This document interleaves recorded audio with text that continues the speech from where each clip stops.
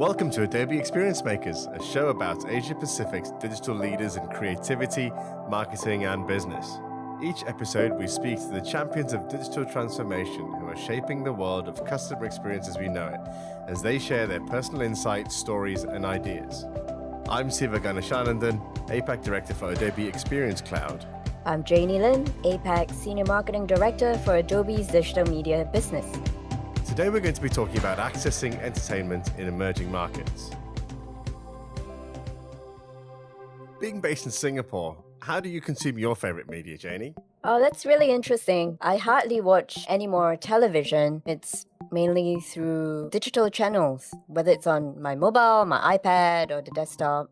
And in terms of watching it with your family, do you watch together or do you find yourself watching different screens at different times? I think other than the occasional special occasion like our National Day parade or the elections or an amazing football game, most of the time we are consuming information that we want to consume on our own private screen. As you travel around the region, have you had difficulties in accessing the content when you're not in somewhere like Singapore?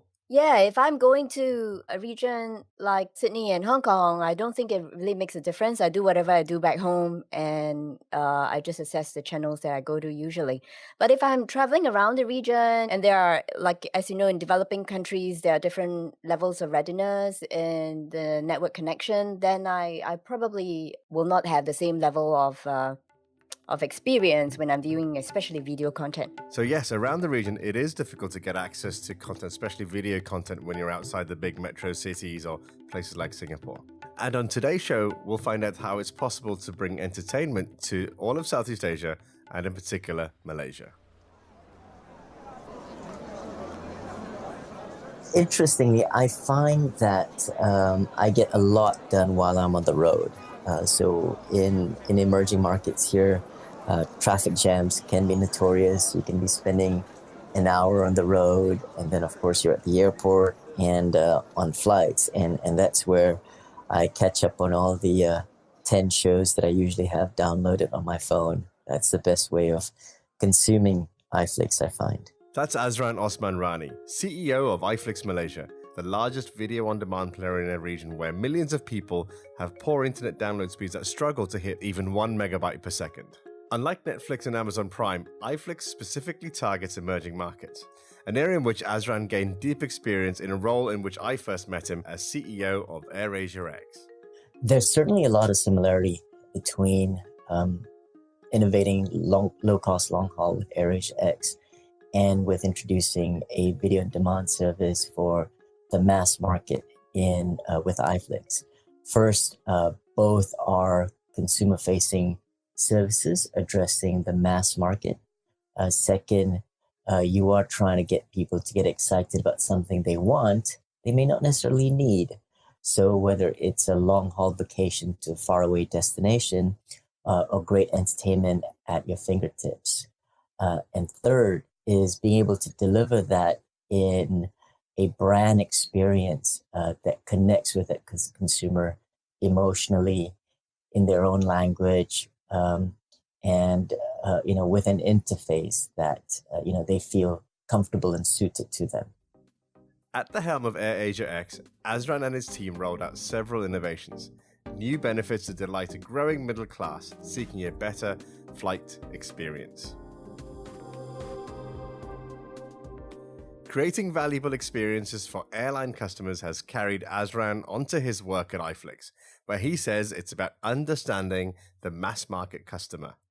In emerging markets, firstly, they don't have high-speed broadband. So we needed to be able to deliver our video streaming service in a way where someone with a sub 1 megabit per second 3G mobile network can still enjoying it without a buffered experience. And even if you could solve that, customers may not want to use up their precious limited data quota to just stream content. And so we're pretty much one of the first to find a way to enable them to download their shows while they're on public Wi-Fi, for example, so that they can watch it on their commute, on the train ride back, or even on a low-cost flight without incurring data charges. So those were some of the initial ways that we created a product that appeals to them. And then you get to the point of, well, how do you pay for this? Because for most people in emerging markets, they do not have credit cards, they do not have online banking services. Even though e-commerce is growing here very rapidly, the main payment mechanism is still cash on delivery. And of course, you can't do that with a video streaming service. And so we had to find ways of making it affordable, but also something that they can find ways of paying for that. And that, for example, was through our telecommunications partners, because everybody has prepaid credit or postpaid line. And integrating with our telco partners allowed us to address that issue. So it is about being and experiencing the lifestyle of your consumers and understanding where they might be using your product or service, and tailoring how you offer and how you market it as well. A good example is, there are various digital apps out there for driving and navigation. And that might be a great way of advertising your entertainment to keep your kids occupied while you're on a 3-hour drive in the countryside. So kind of understanding how they would use your product and finding ways of talking to them at these moments. Staying nimble for change and open to new market opportunities have become a trademark for Azran in business and in life. It's a mindset that's reflected in his official title, Dragon Keeper of the Tao. In Taoism, the dragon is the keeper of the spiritual side of the Tao, and the tiger is the keeper of the physical side of the Tao. And so you always have the contrast, the yin and yang. As the iFlix Dragon Keeper of the Tao, my main mission is building on and keeping the culture of iFlix. And so keeping that culture alive is a big part of scaling and building a consistent way of working across these different geographies and regions and hundreds of people that come on board. We have to make sure that we define our culture explicitly, the behaviors, the values, what we appreciate at iFlix and what there is in space to do at iFlix, and how do we evangelize and communicate and share it with people who first when they join us, and how do we keep reinforcing that throughout their tenure at iFlix. So we felt that it was important that we had a senior member of the team being directly responsible for making sure that culture doesn't get lost in the myriad of daily tasks and projects that we quickly find ourselves in. Culture plays a pivotal role, not just within iFlix as an organization, but within the region, where content needs to do more than just pass as respectful and appropriate. It needs to be finely tuned and genuinely appealing. Culture is a big part of all of these societies. Take, for example, being a primarily Muslim country, Malaysia, Indonesia, Brunei, it was important for us to edit and censor our shows so that it's relevant and reflects the values of these consumers. Interestingly, for example, having done that when we first started in Malaysia, it allowed us to enter Indonesia and be received by the governments and by the telecommunication partners when other international players were being blocked because they didn't appreciate that censorship is not merely an issue of parental controls, it is a cultural issue. And this was also something that allowed us to connect with a lot of the markets in the Middle East.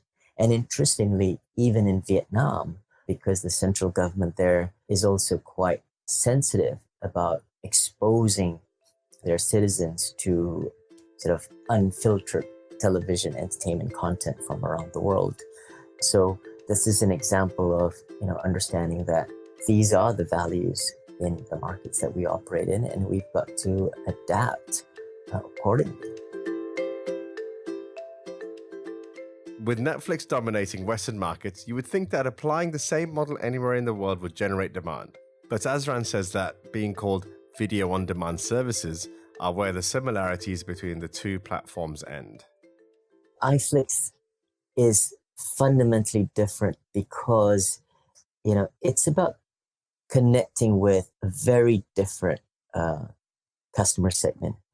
First of all, it requires a more localized approach. These are not the people with iPhones and credit cards and enjoy English language shows in English language. You have to connect with them emotionally in their own language. You've got to create a local brand presence. You have to understand, for example, the subtleties of the Bahasa Malay language in Malaysia does not translate to Bahasa in Indonesia, even though they're very similar. They're different scripts or fonts in Myanmar, and they mean different things for different contexts. Or the Arabic in North Africa doesn't really work with the Arabic in the Middle East, in the Gulf area. So this requires a much more local presence, firstly, and being able to curate a selection of content that appeals to this segment. And that means going far beyond the standard Hollywood offering, understanding the importance of regional content, whether that is Korean dramas, which are hugely popular here in this region, or Turkish dramas, which are rapidly gaining in popularity around the world, and also connecting with local content producers to be able to offer a wide range of local content offering. And so it's a much richer experience. And of course, being able to deliver that with all of the technology and infrastructure challenges that are present in emerging markets. Azran and his team are crafting a highly personalized approach to content that caters to their increasingly tech-savvy audiences. By constantly innovating and trying new things, Azran says iFlix has been able to get ahead of the game and stay ahead. Besides relying on just data analytics to understand what people want to watch, we also wanted to find ways of getting people to broaden their taste. So not just defining their profiles based on the genres of shows that they watch, but how do we get them to experience completely new genres? And that's when we pioneered the concept of celebrity playlists, because celebrity following is a big part of the emerging markets culture, especially local celebrities. And so we use them as influencers. And so you can follow celebrities very much like you do on social media, and our local celebrities talk about the shows that they watch. And it's a way for them to share these different types of shows. And then as we started moving into this concept of bringing social media elements into the television experience, we're now working on even elements of social TV, where you can interact with either your social media friends or even the broader public, exchanging commentary, exchanging comments with your local celebrities, and even coming soon, comments with the actors and directors who are providing the backstory behind individual scenes.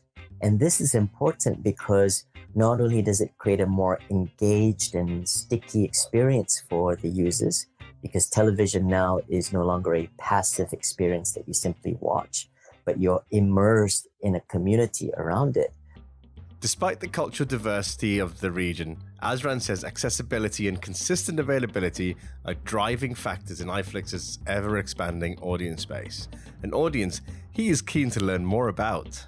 We're really fortunate that there are a lot of talented data scientists here at iFlix who are data mining, not just shows, but for example, even from a marketing point of view, what types of consumers are more likely to watch and stay and continue engaging with the iFlix service day on day, month on month, and even year on year, and where would they come from? Whether they're coming from certain ads that we promote, whether they're coming from search or whether they're coming from organic means in terms of how did they first reach the iFlix platform. And then usually what's interesting is the first few shows that a user watches gives a lot of indication in terms of what other shows that they're most likely to watch. And therefore we can start to find patterns and showcase or recommend to them shows that they might not know exist, but would likely appeal to them based on their profile. The main pillar of iFlix is we want to be a service that connects with this mass market consumers emotionally, physically, understanding how they use the products, and culturally, so that it's seen as their own brand. It's locally accepted. It's not sort of a Western or a foreign product. It's something that they can feel it's part of their individual identity. It's always a very steep learning curve when you enter a completely new region. And so it takes a lot of patience, and mostly for me, it's nothing beats that human connection, being on the ground, meeting people, and people who, and sharing your vision about wanting to create this global emerging markets platform. And so no shortcuts there, just lots of air miles. That was Azran Osman-Rani, CEO of iFlix Malaysia. iFlix is now available to over 1 billion consumers in over 20 different markets. So Siva, do you think people really go out of their way to download content using public Wi-Fi? Yeah, absolutely. I think in markets where iFlix operates, the majority of users are on prepaid packages for their voice as well as data. So they're very acutely aware of how much data costs. And they would only use it for things like WhatsApp or text-based things, not for rich things that take a lot of megabytes of content to download. Personally, I tend to download a lot of stuff, whether they're apps or they're video content at home or in hotel rooms before I hop on the plane. That's how iFlix is getting market share, by fixing a problem that is an everyday reality for everyone. Which of Azran's qualities stood out most for you, Siva? I think it's his constant willingness to understand and learn from the customer he's trying to serve. So he just always seems to be on a quest to sort of get in the shoes of the people that he's trying to serve with his business. And that's something that I think is part of his DNA and has been behind his success for many years. I like the fact that he was exhibiting a lot of cultural sensitivity, whether it was related to government policies or to the way customers have different preferences based on their cultural identity. I think that's going to be the underlying success behind iFlix competing with major international competition out there. Yeah, they're really sort of understanding and responding to the customer experience needs of people here in Asia Pacific. Thanks for tuning in to Experience Makers. If you enjoyed the show, don't forget to subscribe for Apple Podcasts or SoundCloud. I'm your host, Siva Ganeshanandan. And I'm Janie Lim. Until next time.